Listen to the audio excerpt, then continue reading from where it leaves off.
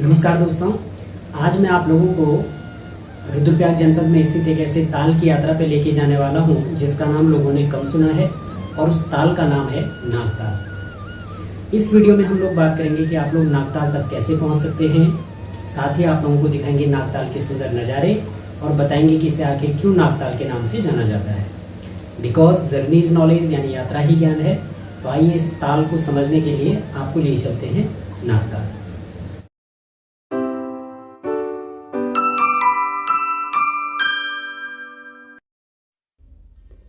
नागताल तक पहुंचने के लिए अगर आप जिला मुख्यालय रुद्रप्रयाग से चलना प्रारंभ करें तो केदारनाथ हाईवे पर आगे बढ़ते हुए सबसे पहले आपको फाटा आना होगा।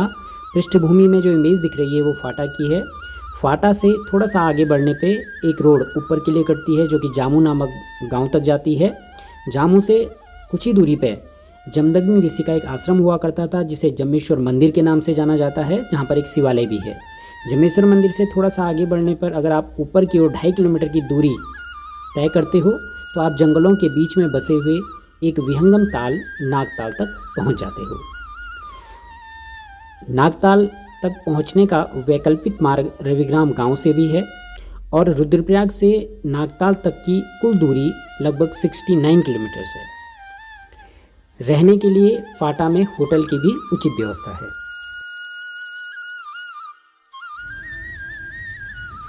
हम लोगों ने अपनी यात्रा की शुरुआत जिला मुख्यालय रुद्रप्रयाग से की और लगभग 10 बजे हम लोग फाटा पहुंच चुके थे। फाटा में नाश्ता करने के बाद हम लोग जमदग्नि ऋषि के आश्रम के शिवालय में थोड़ा सा दर्शन करने के बाद सीधे नागताल के लिए आगे बढ़े।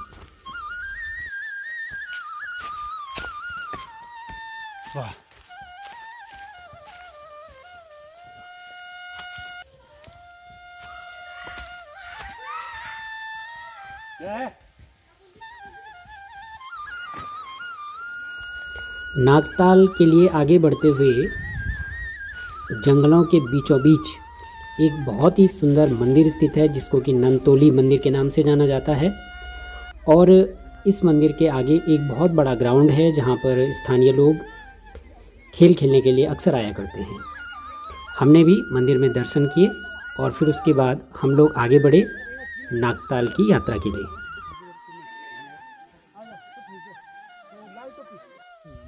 ननतोली से नागताल के लिए ऊपर चढ़ते हुए हमें नागताल से पहले एक छोटा सा बुग्याल मैदान मिलता है जहां पर स्थानीय लोग गाय, भैंस, बकरियां आदि चराने के लिए आया करते हैं।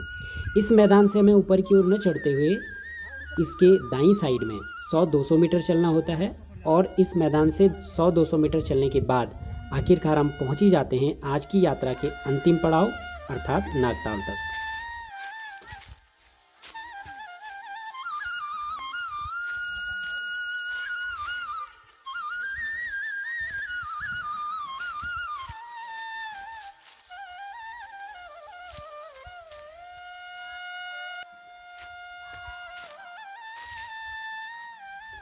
इस सरोवर की आकृति एक नाग की तरह है जो एक ओर से संकरा है और दूसरी ओर फन की तरह चौड़ा।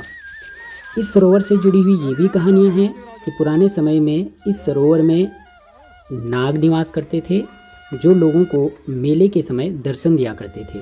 इसीलिए संभवतया इस सरोवर का नाम नागताल पड़ा।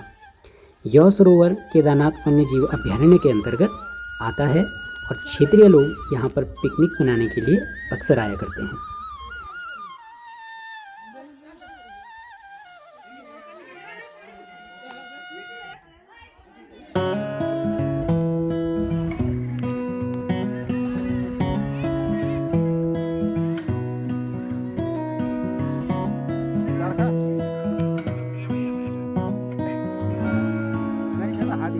एक बार तुम बताओ क्या करो, तुम ऐसे यहीं से ऊपर उठो सीधे बात, मेरे से लाना, ठीक है, ऊपर उठते हैं सीधे इधर को अंदर को जाते हैं, मेरे से उठाओ, जूम तो नहीं करना ना, जूम नहीं करना, तुम ऊपर उठना है, इधर को ले जाना है, जूम उठा, मतलब ठीक है,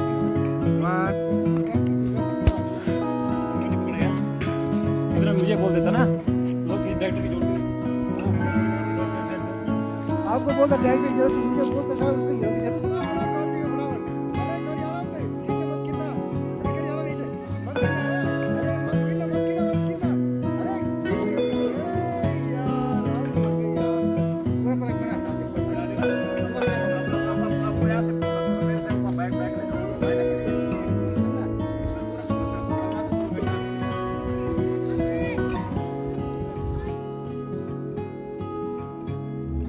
इस सरोवर में हिमालय का प्रतिबिंब भी स्पष्ट तौर से दर्शनीय होता है। यह तालाब न केवल क्षेत्रीय लोगों के लिए बल्कि जीव जंतुओं के लिए भी एक संसाधन के रूप में कार्य करता है।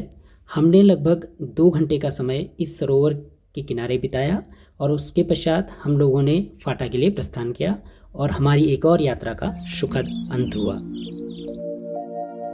डाली डाली फूलों की